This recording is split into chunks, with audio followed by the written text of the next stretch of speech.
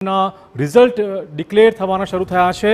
લોકસભાના મેદાનમાં ક્રિકેટર યુસુફ પઠાણની જીત થઈ હોવાના સમાચાર છે. પશ્ચિમ બંગાળના બહેરામપુર બેઠકથી જીત્યા છે યુસુફ પઠાણ. તેમની સામે હતા અધિરંજન ચૌધરી, તેમને હરાવાયા છે. કોંગ્રેસના દિગ્ગજ અધિરંજન ચૌધરીને યુસુફ પઠાણે આ ઇલેક્શનમાં હરાવ્યા હોવાના સમાચાર. હરીભાઈ, આ રિએક્શન આપણું જોઈએ છે. જો એક તરફ તો ગઠબંધન, ઇન્ડિયા ગઠબંધન છે, પણ અહીંયા પશ્ચિમ બંગાળમાં તો જ્યાં ગઠબંધનની વાત હોય ત્યાં પણ ટીએમસી અને કોંગ્રેસ સામસામે હતા અને અહીંયા દિગ્ગજ નેતા કોંગ્રેસના ટીએમસીની સામે જારી ગયા છે. અધિરંજન ચૌધરી એ બડબોલા છે અને મને લાગે છે કે એમની પાર્ટી માટે પણ ઘણું બધું નુકસાન ત્યાં કરી શકે એવી સ્થિતિમાં છે અને એ કરી રહ્યા છે એમ કહીએ તો ચાલે. મમતા બેનર્જી એ એકલે હાથે ચૂંટણી લડવાના હતા, પણ એમણે બહુ સ્પષ્ટ કર્યું હતું કે હું ઇન્ડિયા ગઠબંધનમાં છું, બહારથી ટેકો આપીશ, પણ પશ્ચિમ બંગાળમાં તો હું એક જ. ના, બહારથી નહીં, એ પછીનું સ્ટેટમેન્ટ એમનું એ હતું કે અમે સરકારમાં જોડાઈશું. હા, એ બરાબર. પણ હવે સરકાર બનાવવાનો એમને અવસર મળશે કે કેમ, એ પ્રશ્ન ઊભો થયો છે. ઓકે, બિલકુલ. પશ્ચિમ બંગાળમાં શા માટે ભાજપનું પરફોર્મન્સ જેટલું અપેક્ષિત હતું એટલું દેખવા નથી મળ્યું? વિષ્ણુભાઈ, પશ્ચિમ બંગાળના વિશે શું કહેશો?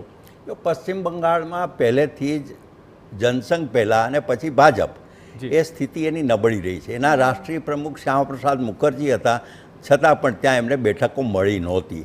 બીજા એક રાષ્ટ્રીય પ્રમુખ થયા દેવપ્રસાદ ઘોષ, ત્યારે પણ નહોતી મળી. એટલે ત્યાં એક સ્થિતિ પહેલેથી જ નબળી છે. બીજી વાત એ છે કે ત્યાં બાંગ્લાદેશી મુસ્લિમ પ્રજાનો મોટું આધિક્ય છે અને એના આધારે પોલિટિકલ પાર્ટીઝ જીતે છે અથવા તો હારે છે. આ ટીએમસીએ પણ એ જ વલણ રાખ્યું અને એટલે અહીંથી જે માણસને મોકલ્યો તો એ યુસુફ પઠાણ, કે જે હોય નામ, હું તો નામ પણ ભૂલી ગયો, પણ એ જીતી જાય છે. અધિરંજન બોલકો હતો, પણ અધિરંજનની એક તાકાત હતી હરિભાઈ ત્યાં. એના કાર્યકર્તાઓએ ઘણી મહેનત કરી હતી, પણ એની મહેનત કામ ન લાગી. એટલે આ ચૂંટણી, મેં શરૂઆતમાં કહ્યું એમ ફરી એકવાર કહું છું કે આ પ્રાસંગિક ચૂંટણી છે સાહેબ. હું ગંભીરતાથી જોઈ રહ્યો છું કે જલ્દીથી ફરીવાર ચૂંટણી આવશે. જો ભારતીય જનતા પાર્ટી પોતાના દિશા દર્શનમાં મહત્ત્વના ફેરફારો નહીં કરે તો, અને કોંગ્રેસ પોતાની જે જૂની જમાનાની જૂની જે રીતો છે અને જે બેફામ વાણીવિલાસ કર્યો એ નહીં બંધ કરે તો આવું બનશે. ના, તમે બહુ સંકેત આપ્યો છે કે ફરીવાર ચૂંટણી આવશે. શા માટે? ત્રિશંકુ રચાશે એવું લાગે છે? ટેકા તૂટશે એવું લાગે છે? ખસી જશે પક્ષોમાંથી એવું લાગે છે? શું લાગે છે આપના મતે? જો બધું જ થઈ શકે, કોઈ એક વસ્તુથી કોઈ ચૂંટણી ફરીવાર આવતી નથી. પણ 1977માં મોરારજીભાઈની સરકાર થઈ અને પછી વારંવાર બદલાતા રહ્યા. દેવગૌડા આવ્યા, ઇન્દ્ર ગુજરાલ આવ્યા, ચંદ્રશેખર આવ્યા, ચરણસિંહ આવ્યા. એમ જો લોકશાહી પ્રત્યેની જો નિષ્ઠા ન હોય અને હું જ વડાપ્રધાન અથવા તો હું જ આ બહુમતી, હું મારી જેમ કે પરંપરામાં નહેરુ પરંપરાની છે ને, એટલે મારું જો હું જોઈએ આવું જે વલણો જો હશે તો એનો અર્થ એમ કે બહુ જલ્દીથી આપણે હજી મેચ્યોર નથી બન્યા લોકશાહી માટે. ના, તમે એવું કહી રહ્યા છો કે એનડીએની બહુમતી હોવા છતાં આગામી દિવસોમાં એનડીએ તૂટશે અને ફરીવાર ઇલેક્શન આવશે? હું એમ નથી કહેતો.